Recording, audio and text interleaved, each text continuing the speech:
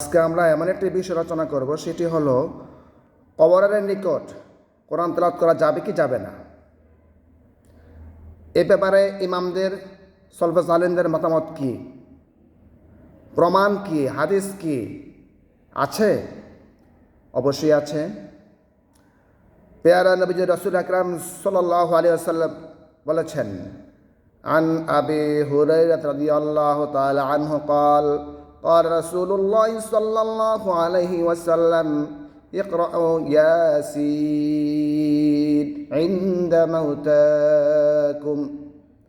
তোমরা কবরবাসীর নিকটে প্রত্যেকে গিয়ে কোরআন তেলাওয়াত করো, বিশেষ করে সূরা ইয়াসিন তেলাওয়াত করো। এই হাদিস দ্বারা প্রমাণিত যে কোরআন তেলাওয়াত করা জায়েজ,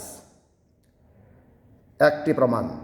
দ্বিতীয় প্রমাণ হলো হযরত আব্দুল্লাহ ইবনে ওমর রাদিয়াল্লাহু তাআলা আনহু বলেছেন যে তোমরা আমি মারা যাওয়ার পরে আমার কবরের নিকট দাঁড়িয়ে সূরা বাকারা তেলাওয়াত করবে। সূরা বাকারা প্রায় 2.5 পারা, প্রথম 2 পারা এবং তৃতীয় পারার প্রায় অর্ধেক, 8 পৃষ্ঠা মতন, 8 পৃষ্ঠা। এই সূরা বাকারা তেলাওয়াত করবে, করার জন্য সূরা বাকারা তেলাওয়াত করার জন্য ওসিয়ত করে গিয়েছিলেন, নির্দেশ দিয়েছিলেন সমস্ত উপস্থিত লোকদেরকে মৃত্যুর সময় তিনি। তাহলে বোঝা গেল দ্বিতীয় প্রমাণ পেলাম কোরআন তেলাওয়াত করা যাবে। আরেকটি খাল্লাল রহমতুল্লাহ আলাইহি তার জামে কিতাবে উল্লেখ করেছেন যে আব্দুর রহমান তার পিতা থেকে বর্ণিত হাদিসটি উনি তাবী ছিলেন অবশ্য। তিনি ওসিয়ত করে গিয়েছেন, আব্দুর রহমান আমি মারা যাওয়ার পরে আমাকে কাফন দেবে, আমাকে দাফন দেবে, পাশাপাশি তোমরা কবরের নিকট দাঁড়িয়ে সূরা বাকারা তেলাওয়াত করবে এবং ওখানে কতক্ষণ অবস্থান করবে, সঙ্গে সঙ্গে কবর থেকে তোমরা বাড়িতে এসে ফিরে যাবে না, কবর ছেড়ে যাবে না, আমার কবরকে তোমরা ছেড়ে চলে যাবে না। সূরা বাকারা তেলাওয়াত করে কতক্ষণ অপেক্ষা করে তারপরে তোমরা বাড়িতে ফিরে যাবে। ইমাম শাফিঈ রহমতুল্লাহ আলাইকে তৃতীয় প্রমাণ, ইমাম শাফিঈ রহমতুল্লাহ আলাইকে প্রশ্ন করা হয়েছিল যে কবরের নিকট কি কোরআন তেলাওয়াত করা যাবে? তখন তিনি বলেছেন, কবরের নিকট কোরআন তেলাওয়াত করতে আমার কোনো আপত্তি নেই, অবশ্যই। তাহলে বোঝা গেল কোরআন তেলাওয়াত করা যাবে। ইমাম আহমদ ইবনে হাম্বল রহমতুল্লাহ আলাইকে প্রথম এই হাদিসটি সম্বন্ধে উনি প্রথম অজ্ঞতাবশত উনি বলেছিলেন যে এটা কবর নিকট তেলাওয়াত করা বেদা। পরে আবার তিনি ফিরে আসছেন মুহাম্মদ ইবনে কুদামা রহমতুল্লাহ আলাইহি হাদিসের মাধ্যমে যে অবশ্যই কোরআন তেলাওয়াত করা যাবে এবং এটা সওয়াবের কাজ, তিনি প্রথম স্বীকার করে নিয়েছিলেন। পাশাপাশি সূরা মুলক, সূরা ইয়াসিন তেলাওয়াত করলে কবরবাসী খুশি হয়, কবর আযাব মাফ হয়ে যায়, কবর সব পান। এর একটি ঘটনা আপনাদের সামনে আমি উল্লেখ করি। হাসান ইবনে হাইম ইরশাদ করেছেন, তিনি একদিন কবরের পাশে সূরা ইয়াসিন তেলাওয়াত করলেন। তখন